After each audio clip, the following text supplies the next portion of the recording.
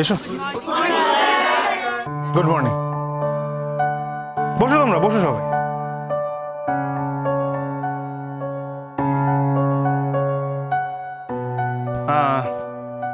Students, তোমরা নিশ্চয়ই জানো যে আজকে আমাদেরকে এই কলেজে একজন নতুন টিচার ম্যাডাম জয়েন করার কথা। উনি আমাদের মধ্যেই আছেন। উনি হলেন ডক্টর অদিতি রায়চৌধুরী। তোমরা ওনার সম্বন্ধে কতটা জানো সেটা আমি জানি না, কিন্তু আমার উচিত ওনার সম্বন্ধে তোমাদের কিছুটা জানিয়ে দেওয়া। উনি হলেন একজন জাতীয় স্তরের শিক্ষক, যিনি তার শিক্ষকতার জন্য জাতীয় পুরস্কার পর্যন্ত পেয়েছেন। হ্যাঁ, ঠিক আছে, বলতে। আর তোমরা যদি এটাও জানতে চাও যে উনি কেমন শিক্ষক, তাহলে আমি এটা বলবো যে বহু ছাত্রছাত্রী ওনার থেকে লেখাপড়া শিখে আজকে বিদেশে রীতিমতো সেটেলড এবং অনেক উচ্চ পদে আছেন। তারা কিন্তু সমস্ত এই ডক্টর অদিতি রায়চৌধুরীর শিক্ষকতায় বড় হয়ে উঠেছেন। এবং এর সঙ্গে এটাও জানিয়ে রাখি তোমাদেরকে, তোমরা যদি এটা জানতে চাও যে ওনার কোনো ডিরেক্ট ছাত্রী বা ছাত্র এই কলেজে আছে কিনা, আমি বলবো সেটাও আছে। নানা দেন আমাদের মোহর বসু ডক্টর অদিতি রায়চৌধুরীর ডিরেক্ট ছাত্রী। আমি সত্যি অনার্ড যে অদিতি ম্যামের মতো একজন টিচারকে নিজের জীবনে শিক্ষক হিসেবে পাওয়া। উনি তোমাদের প্রধানত অঙ্ক শেখাবেন। অঙ্ক যে কতটা মধুর হতে পারে, কতটা সুন্দর হতে পারে, সেটা তোমরা বুঝবে।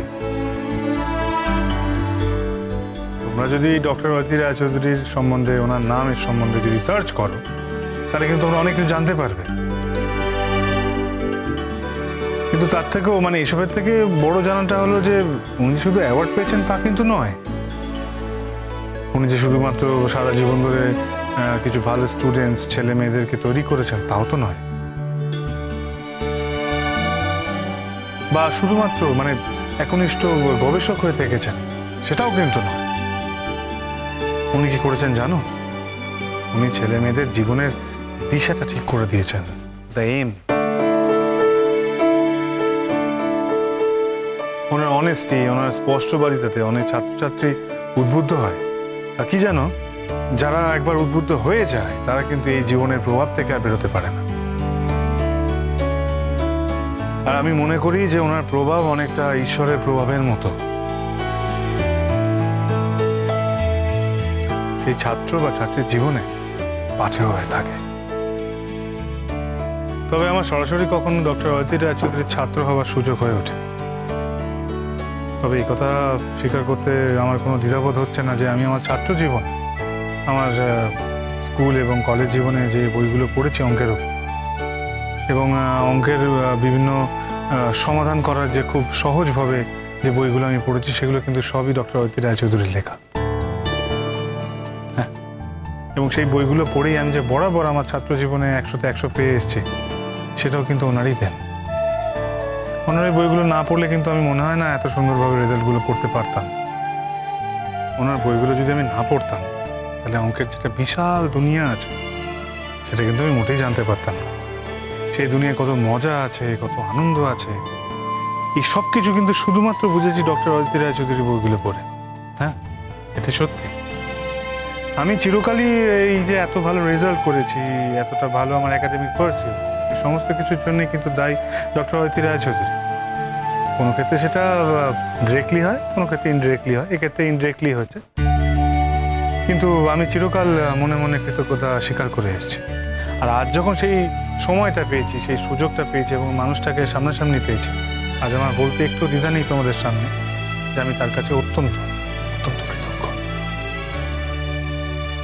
উই আর ব্লেসড যে উনি আমাদের কলেজ জয়েন করেছেন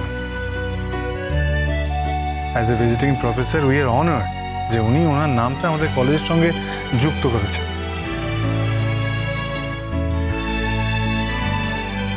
আর তোমাদের প্রতি আমার শুভেচ্ছা রইল, প্রত্যেকের প্রতি, যে তোমরা এই বিরল সৌভাগ্যের অধিকারী হলে বলে। দেখো, কলকাতায় কিন্তু আরো অনেক কলেজ আছে, ইউনিভার্সিটি আছে।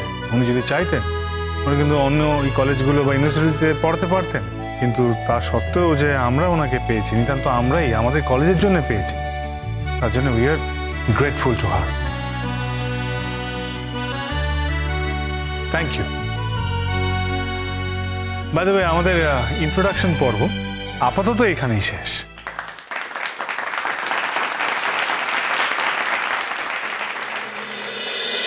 চলো খাও।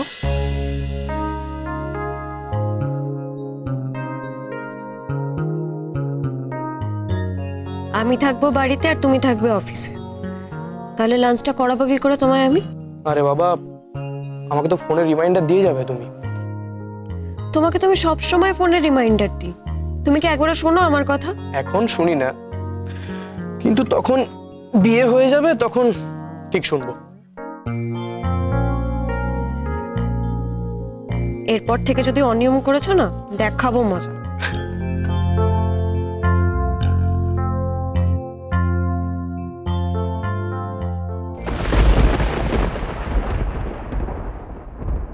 আসলে আসলে আমার না এখন বিরাট টেনশন চলছে ময়ূরী। টেনশন? কিসের টেনশন গো?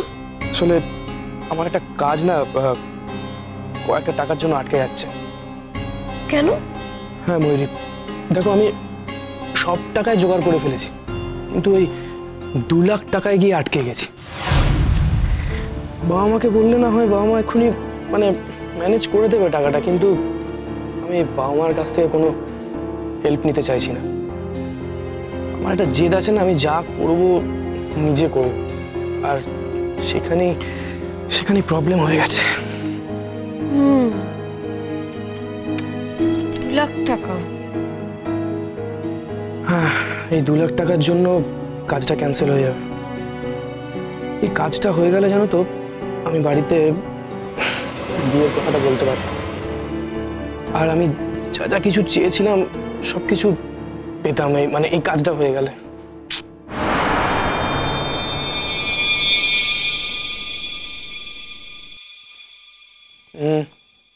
খাও। তুমি ব্যাংক লোন নিচ্ছ না কেন?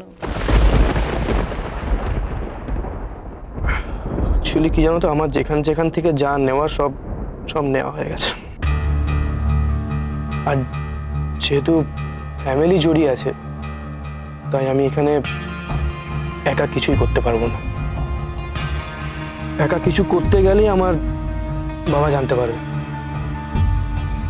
আর বাবা জানতে পারলে বাবা জিজ্ঞেস করবে তুই টাকাটা কি করবি।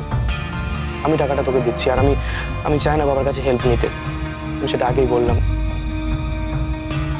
সেখানেই হয়ে গেছে প্রবলেমটা। কিন্তু তাই বলে এত বড় কাজ তুমি ক্যান্সেল করে দেবে? আরে আমি সেটা নিয়েই খুব আপসেট।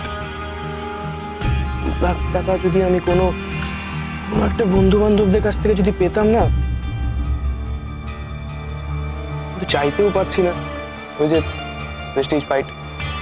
এখনই যদি কোনো বন্ধুদের কাছে চাই না, এখনই সে বলবে যে কি এমন বিজনেস করছিস যে 2 লাখ টাকা এফোর্ড করতে পারছিস না, তাই না? সেখানে আটকে যাচ্ছি। আমার কাছে যদি থাকতো না, আমি দিয়ে দিতাম। তোমাদের তো সাংঘাতিক পয়সাওয়ালা ফ্যামিলি। হ্যাঁ, এটা ঠিক যে তোমরা চাইলেই এই টাকাটা ইজিলি ম্যানেজ করতে পারো, কিন্তু না, তুমি আমার জন্য কখনো কারো কাছে কিছু করবে না। আমি এটা একদম নিতে পারবো না। তবু আমি চেষ্টা করব। প্লিজ না ময়ূরী, আমি চাইবো না তুমি আমার জন্য কখনো কারো কাছে ছোট হও। আরে না না, এতে ছোট হওয়ার কি আছে? দেখি না অন্য কোনোভাবে যদি ম্যানেজ করতে পারি। অন্যভাবে মানে কিভাবে? তোমাকে অত ভাবতে হবে না, তোমার টাকাটা পেলেই হলো তো। সেটা ঠিক আছে, আমি তোমার কথা দিচ্ছি যে 2 মাসের মধ্যে উইথ ইন্টারেস্ট আমি তোমাকে টাকাটা ফিরিয়ে দেবো। এই না, আমাকে উইথ ইন্টারেস্ট পে করার কিচ্ছু হয়নি। আমি তোমাকে টাকাটা দিলে এমনিই দেব।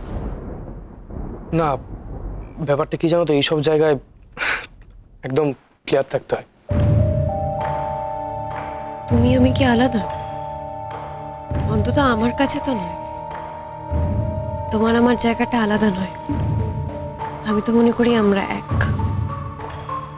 আচ্ছা ওকে, তুমি যদি টাকাটা একান্তই না নিতে চাও, আমি তোমার জন্য একটা একটা দামি অর্নামেন্ট কিনে এনে দেবো। হ্যাপি?